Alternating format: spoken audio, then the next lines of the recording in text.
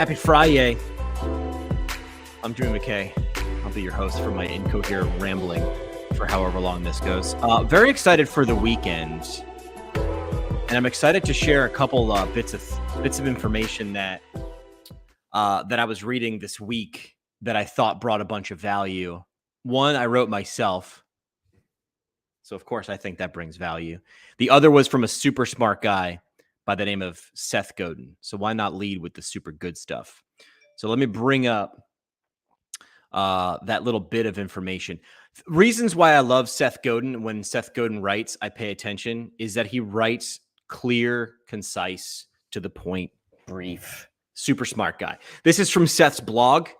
I suggest you subscribe to it. And this way, every time he writes, which is every single day, which shows consistency, you get it in your inbox. But this is something I refer back to. So this is sort of one of his posts that really resonated. I rarely go back and read something more than once. And I think in the last week or two since this came out, I've gone back 5 or 6 times and talked about it with a few clients that I work with, a few people that I admire. So I'm going to read it for the podcast audience, but I also want to read, while I read his words, I sort of want to digest and dissect. So the title of the article is called The Explosion. And he starts by saying, we spend too much of our worrying time on crises. Media is filled with warnings, coverage, and fear of cataclysms. The big boom, the sudden end, the crash. We pay attention to those things. The big, scary monster that may or may not be coming, right? His next line is great. And it's true. In fact, rot is far more common. Things decay unless we persistently work to support them. Organizations, reputations, systems, health, your investments, they all rot unless you persistently work to support them. Hey, even your teeth. For every hockey player who lost a tooth in a game, there are 1 million people who lost one over time. Yet we pay attention to the one tooth lost in a hockey game and not so much on the rot that happens millions times more over time. And he ends just succinctly by closing it with fear the rot. The explosions are merely a distraction. How many times have you heard the phrase penny wise and pound foolish? I work with organizations who have lots of reach, lots of impact, or the potential for lots of impact. And sometimes the thing standing in their way of success, and this is for organizations, large and small, it's paying attention or fearing the explosion and not the rot. I love this. This comes up. I mean, since I read this, it's sort of putting words to what I know. And you know this. As soon as you look at this, you're like, yeah. This comes up a couple times in my life. Often. And I've just used this and just straight up read it to people and been like, in this situation, I feel like are you focusing on the explosion or the rot? And people are like, I don't know what you mean. I read this and they say, ooh, it sort of puts it in a great perspective, which is another reason why I love Seth Godin. So I thought this was really cool. I wanted to share this with you. Shoot, I think I just wanted to read it again because I got so much from it. I just love the way he thinks. And I think this is true for a lot of things in terms of what we spend our time worrying on, what we pay attention to worrying on. We're paying and spending our time, which we've talked about being our most valuable asset. And yet, I mean, we have to agree that this is true. If you don't agree, then everything I'm talking about doesn't make sense. But to me, focusing on the explosion, which happens all the time, preventing that thing that probably isn't going to happen, and ignoring the thing that we could do in terms of rot. Penny wise, pound foolish. So anyway, that was something I wanted to share with you today, which I thought brought value. I'll send that via email if you're in our email list.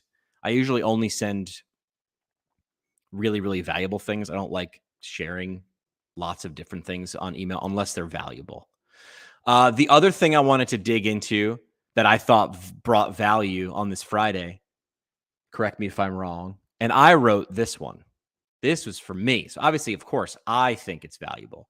I went out and wrote a thread on Twitter, and I get some of my best tweet material, like while I'm working out. I'm sure this is true. It's not just me. While I'm working out, while you're taking a shower, while I'm mowing the lawn, the mindless activity. And this is true for organizations large or small. It's true for an organization, more than one person, right? And here's the gist of what I wrote. I'll share the link to the Twitter thread. Let me do that right now in the live stream. So there's a link to the Twitter thread. Put it in the link. So it went out to YouTube and to Facebook. So you can take a look at that and read along if you want. Follow us at PT Pintcast for stuff like this. But the Twitter thread, the gist was a warning from me of becoming a T-Rex organization. And here's why I said, because eventually, of course, you know about a T-Rex, they go extinct. And let me explain what a T-Rex organization is so you don't become one. A T-Rex organization has been around a while, like the dinosaurs roamed the earth for a long time. It's big. T-Rex, they're huge. They got a big footprint. They're recognizable. You can hear them coming from a mile away. I say T-Rex, and you can picture a T-Rex. I don't have to explain too much. You get it, right? But here's the thing about a T-Rex. They got no reach, right? They got small little T-Rex arms. So they're big, they're huge, they're loud. You can see them and hear them coming from a mile away, but here's the problem. They got no reach. And in this little analogy, little story I'm talking about, it means they can't interact with people. They never evolved a way of communicating. Their arms, or lack of development of arms, is their way of communicating. They try and reach, but they can't touch anybody. They can whack them with their big long tail. They can chomp on them with those big fangs, but they can't reach and touch and interact and bring things closer to them. So they're big and huge, and you can see them from a mile away. But the thing is, there's no way for interact. There's no way for them to reach people. And then why is this bad? See, they were founded a long time ago, like T-Rex. These are organizations that have always been. Maybe it's a franchise or a company in your market. Maybe it's a giant national organization. Maybe it's a two-person organization that's gotten big. They've just been around. They've always been. You know them. You say them by name. And before the internet, or what we know now as the internet, before social media, that worked. They were the biggest thing on the block. They were like one of, or the only choice. There was really no way to compete with a T-Rex. There was no way. Just get out of their way. Don't compete in that area. Don't compete in that vertical. You're going to lose to the T-Rex. And that worked for the long time.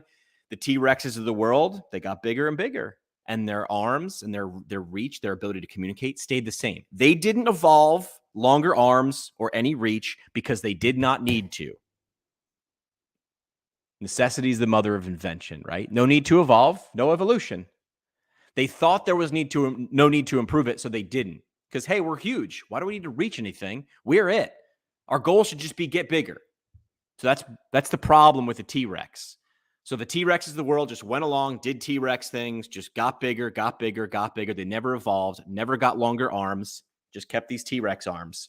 Never thought, hey, maybe we should work on communications and being able to interact with people. No, just get bigger, because that's what T-Rexes do. And then what do we know about evolution? If you don't evolve, you become extinct. Now the internet 2.0, or whatever the heck version we're on now, comes along. The internet has speed. It adds reach of our abilities to communicate. You don't need to be as big as a T-Rex anymore to have a big footprint. If you have reach, and the internet and these smartphone devices and all the things that you can do with them allow you to have something the T-Rex doesn't, which is reach. When there's a gap in an ecosystem, someone or something will fill it. And along came what I call the Raptors. Now, the Raptors are not as big as the T-Rex. In fact, they're small. But they're agile and they're fast. And they do have reach. It's proportionate to their size. So they don't need the longest arms in the world, but they do need to have some reach. And what also brings them there is their speed and their agility.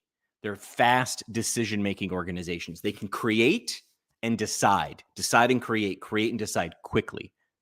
The other thing about a Raptor is T-Rex, big, owns the vertical. This organization owns geography or owns a vertical in space. A Raptor isn't just one. Where a T-Rex just stands alone, the Raptor is a pack, a swarm, a herd. This internet thing, the fact that I'm live streaming to you from my kitchen counter right now, shows what you can do if you're a Raptor instead. And the internet allows you to do that. See, the Raptor can change. It has reach and the speed to bring that reach to where it needs to be. And in the world today, if I had to choose a side, which one would I be on? Would I choose a T-Rex, or would I choose a Raptor? I laid it out there in the Twitter poll that I have. I said I would choose a Raptor. 84% of you, after my little Twitter thread, agree with me. Funny thing is, 15.4% of you disagree with me. I'm okay with that. I'd love to hear why you'd want to be on the side of the T-Rex. I would love to hear why you'd say, no, I want size. I want footprint, even if that means no reach. Little T-Rex arms. You'd still go that way? I mean, that's on you. But if I were going to put all my eggs in one barrel, do we put eggs in barrels anymore? In a basket? Put my eggs in a basket? That's the better cliche. If I were going to put all my eggs in one basket and it was who I just described, the T-Rex or the Raptor, I'd go Raptor. I like that more of you agree with me, but I'm okay with some of you that disagree with me. I'm just curious as to why. And I know it feels safe to want to either become a T-Rex or go work for a T-Rex, because you get some safety with that, right? If I go work for a major organization, a big one, huge. And don't mistake, this is not just about size, right? This is about proportion. Could you have a large T-Rex with reach? Yes. Look at the Apples of the world. Look at the Amazons of the world. They are doing that. They're not T-Rexes, in my analogy of Jurassic proportions. But in this one, the T-Rex is big, big, big. And here's the thing. If they haven't gone extinct, they will, but it won't be, to tie this all together, it won't be with a boom. It will be with a rot. This will not be death by a single blow for organizations that are large and have no reach. In my opinion, they will be death by a 10,000 paper cuts or a slow bleed. And I love this Hemingway quote that I'm probably going to screw up anyway, but I'm going to try it, which is, it was in response to how'd they go bankrupt? And his line was, slowly at first and then all at once. It slides, right? Something starts happening and everybody in the room sort of starts looking at everybody else like, is this a panic situation? Should we react right now? And when the people in charge don't make it a priority, it doesn't become a priority until it is in fact too late. So I don't know, man. In the world, if I had to choose, I'd pay attention to is my organization. Again, this is not about size necessarily. It really is the proportion. It's a proportion thing. I'm a T-Rex. However big I am is my reach in proportion to that. And in today, it needs to be. In fact, your reach needs to be longer and further than the size of the organization. You should grow into your arms, not the other way around, if I were to sum it up. So those are the things that I was excited about, either reading from Seth Godin or writing myself in terms of that Twitter thread. If you got value from this episode and you're still listening, hell, I'm shocked. Make sure to like and subscribe, like the YouTube channel, which we're getting a lot of traction on. I guess you like to see videos like this and short clips. That's cool. Shoot, just drop me a DM and go, hey, man, I actually listened to you. That still surprises me that some of you guys actually listen to me while I'm just sort of ranting and raving here. But I hope to bring value. And if I do, just let me know and I'll keep doing this damn thing. Go have a good weekend. Enjoy. Tony Maritato is always listening as he jumps in. Tony, when are we doing another 6-pack episode? One of our most viewed videos of the last year was Tony and I jamming for like 30 minutes on side hustles. So that told Tony and I a lot of things, which is like, hey, this is a good format. And the format was, we put a prompt together, like, what are the 6 best side hustles for PTs to do right now? And then we didn't talk about what they were. I brought 3, he brought 3. Then we just recorded it and shared that. You liked that format. I'd love to know, Tony, when we're doing that again. I'd love to know from the audience what topic you want us to do a 6-pack of, where he will bring 3 solutions. I will bring 3 solutions to your question and or problem. Ooh, I like how Tony said this. T-Rex arms when the check comes for dinner. We've heard of that. My dad had a, I don't want to, well, this guy's not watching me anyway. My dad had a buddy in his friend group and they called him Weasel. Same idea. When the check came, his arms didn't reach his pockets to pay for the check. T-Rex arms when the check comes. Don't be that guy. Don't be that girl. But don't be that organization. Don't be so big that you can't possibly reach for things. You will go extinct. I'm going to be right on this. I'm recording this in 2023 in May.